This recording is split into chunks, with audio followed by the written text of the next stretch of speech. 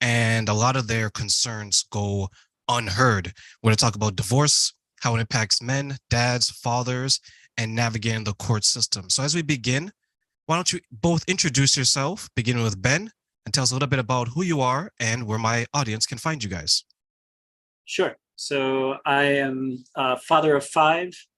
I work in high tech during the daytime, and we have our own podcast, toodadtoquit podcast. You can find us on toodadtoquit.com. And I also write children's books. I have a YouTube channel. I'm a creator that got stuck in a high tech job, which is very fulfilling and making a huge impact on the world. That's pretty much me in a nutshell. Yeah, and as for me, my name is Yoel, and I'm 43 years old as of the date of this recording. As I mentioned before we went on the air, I'm actually originally from Toronto, Canada as well. And I've got 5 children as well, who I love very dearly. My day job is I'm actually licensed as an attorney in 2 different jurisdictions, both in Ontario, Canada, as well as Israel. And I don't practice as a lawyer. I have a notarization and translation firm based here in the Middle East. And yeah, grateful to be here. Perfect. So both of you have joined us to discuss this beautiful topic. So take us from the beginning, starting with you, Ben. How did you get involved in this specific area, speaking to men, helping men navigate divorce and the impacts of it? Yeah, so I guess my story starts when I was a kid. My parents found out recently, I thought they got divorced when I was 5 months old, but apparently they got separated for 4 or 5 years, but I didn't know the difference. And I grew up with the feeling of it was my fault.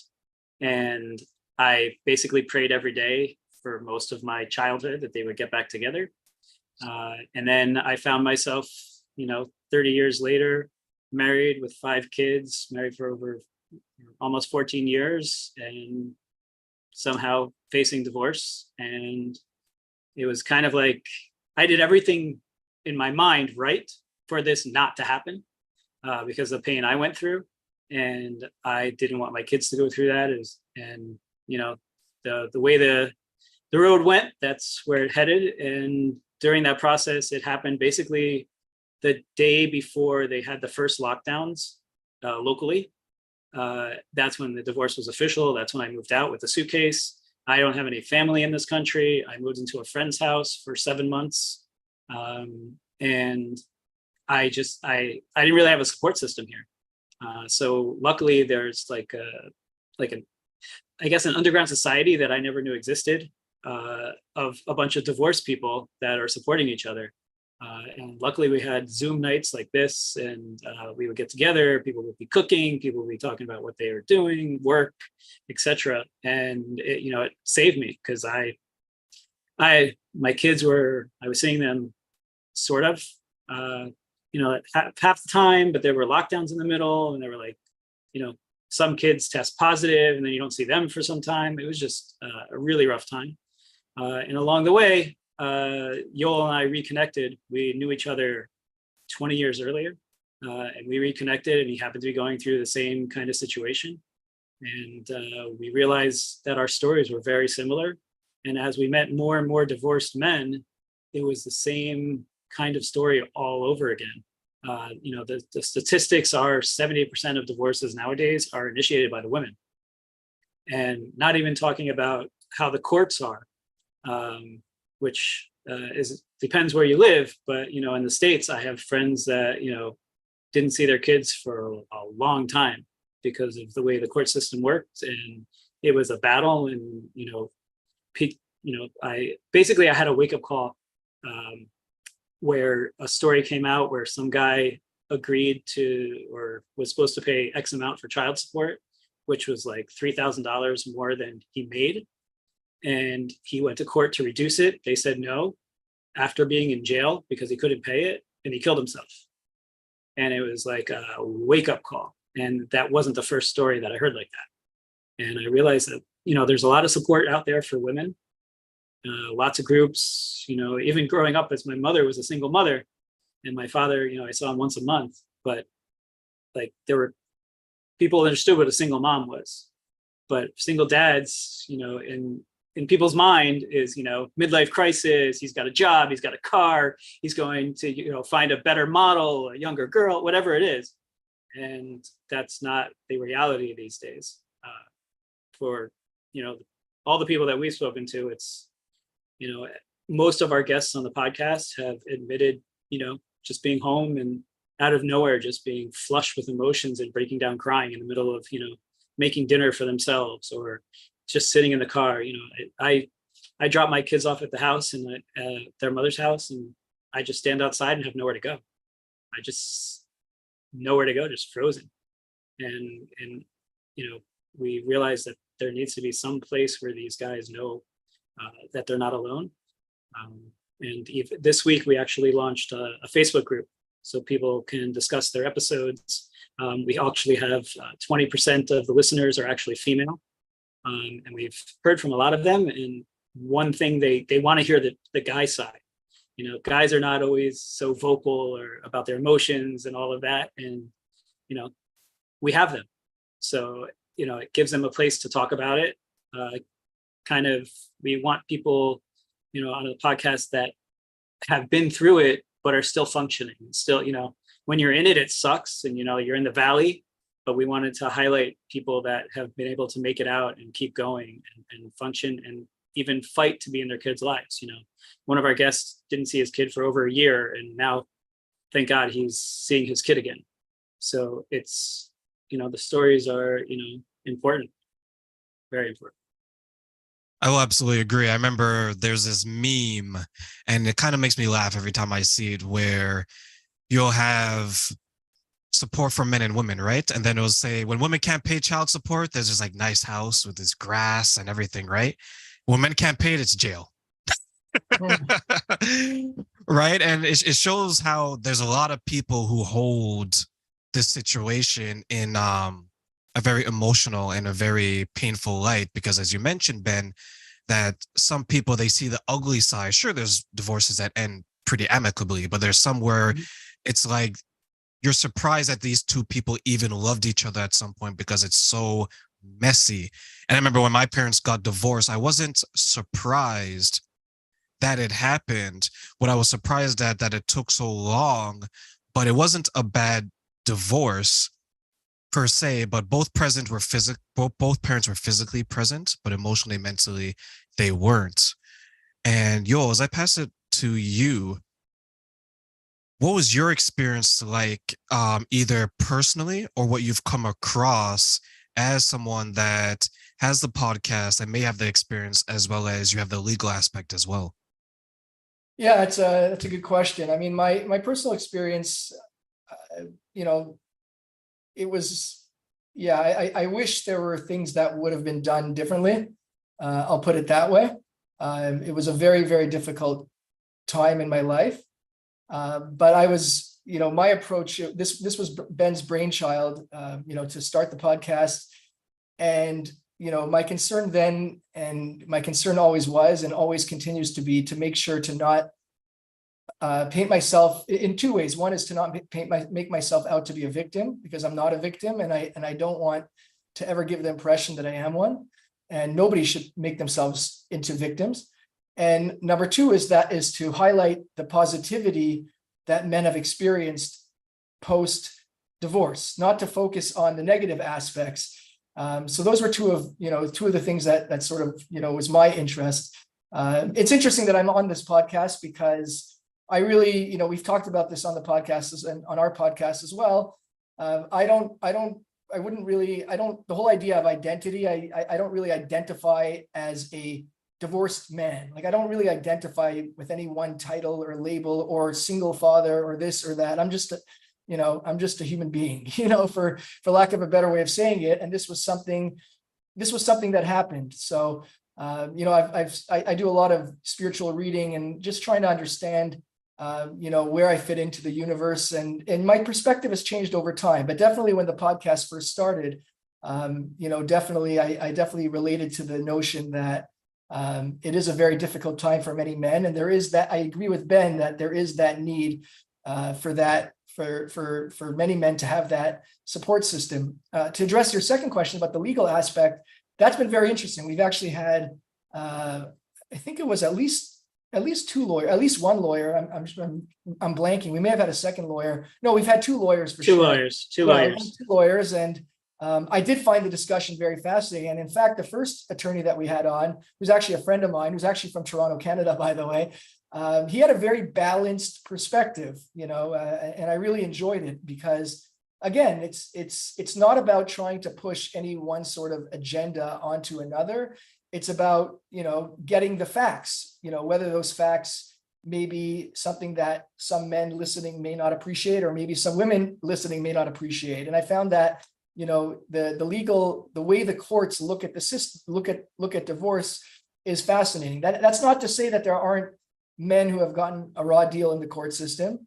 But there also, I'm sure there are many women who would raise their hands and say that they've gotten a raw deal from the court system. And again, I agree with Ben. There's definitely a vast, resource network for women, and it does not seem to be the case for men. So it definitely is very important that men have the same sort of access to resources and to justice as well, because it should be equal. That's really the point. It should be equal. It's not about pushing one agenda over the other. It's about equality for men in this instance. I'm surprised that the resources are as gendered based as they appear to be, whereas you have like a shelter that will be for women and children, but you don't necessarily hear of a shelter for men and children. You have a shelter for women only, but you don't necessarily hear, I'm pretty sure there are shelters for men only. It seems that the resources when there's a dissolving of the family unit is gender specific, whereas women and children, women, and then you may have, let's say, men only, versus, okay, I have a safe space for everyone that needs it, such as, for example, if Ben needed it, I have a safe space for Ben. If Yoel needed it, I have a safe space for Yoel. If Teresa down the street needs it, I have a safe space. If you want to separate men and women within that compound, that's perfectly fine. But I think more resources should be available because, as you mentioned, Yoel, it's all about equality. Men sometimes get the short end of the stick, and women sometimes get the short end of the stick. But wouldn't it be wise to assist both parties as equally as possible?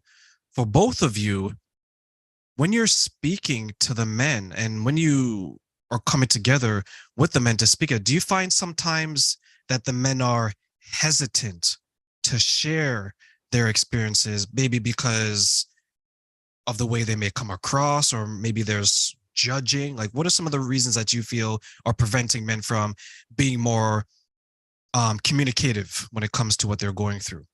Yeah, I'm going to jump on that. And I also want to address the previous point there, in terms of, having a shelter for men. I definitely agree with you.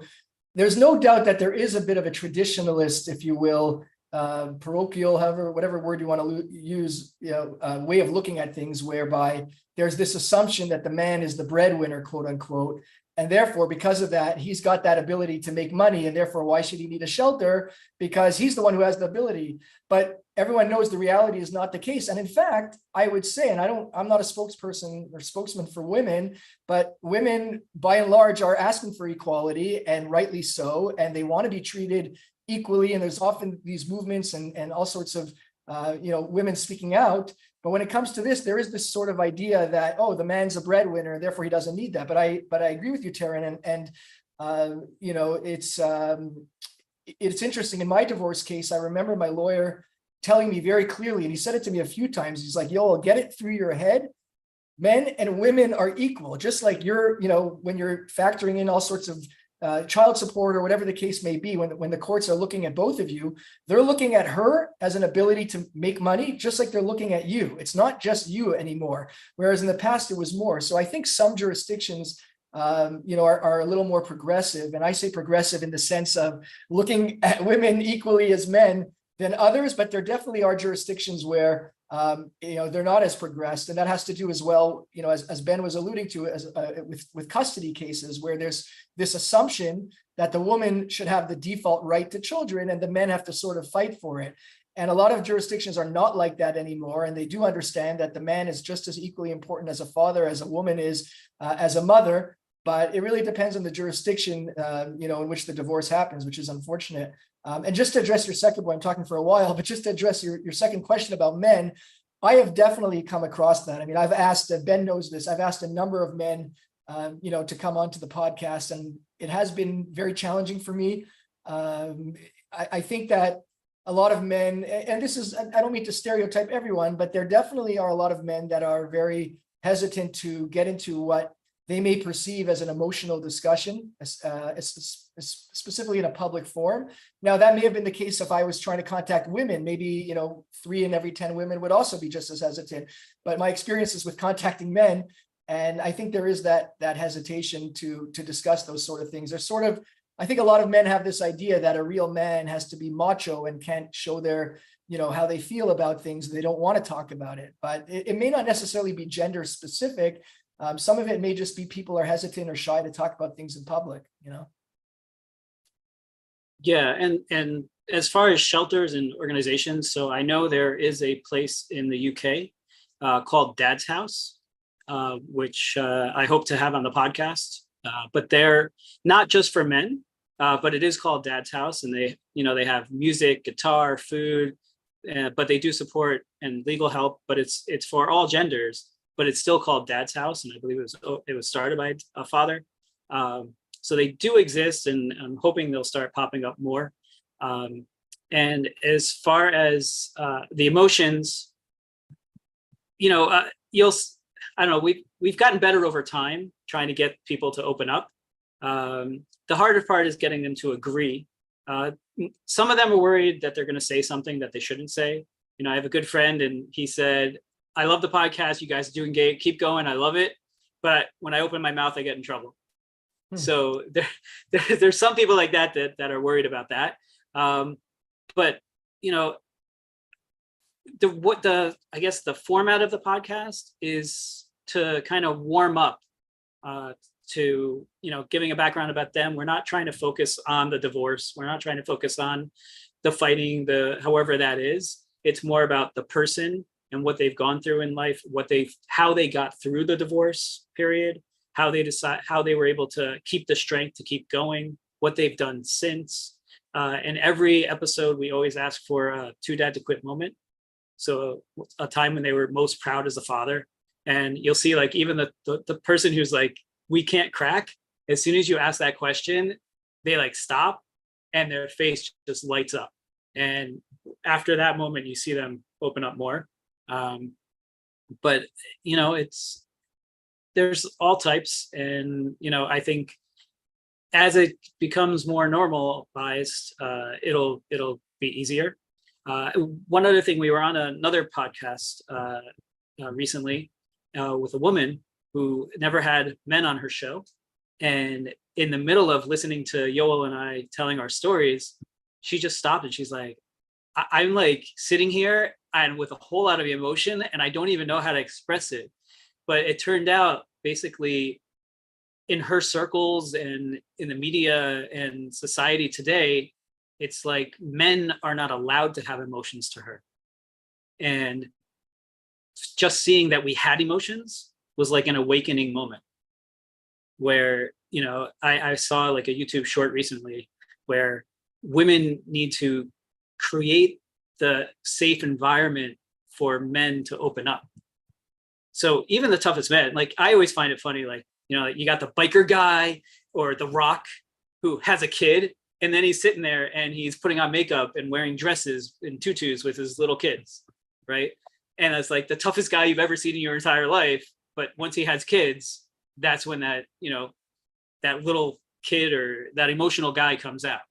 So, it's, I don't know, I think everybody has it. I think you can be macho, macho, the Rock, biker guy, the gangster. I think I was listening to Ice Cube in an interview and just talking about his kids and his family, and that's all that matters, right? So, like, these are the guys you like expect to be like the toughest guy, like, yeah, whatever, kid, go away, get it, yeah. But like, it's their life, right? So I think it's all there, and you can be both. It's not, I don't believe in those stereotypes. We don't live in a society where the guy goes out to kill everything and the mother's home with the children and they never see them. They just come home to drop the food off. So we don't live in that society anymore. And, I think it's much more open than people think.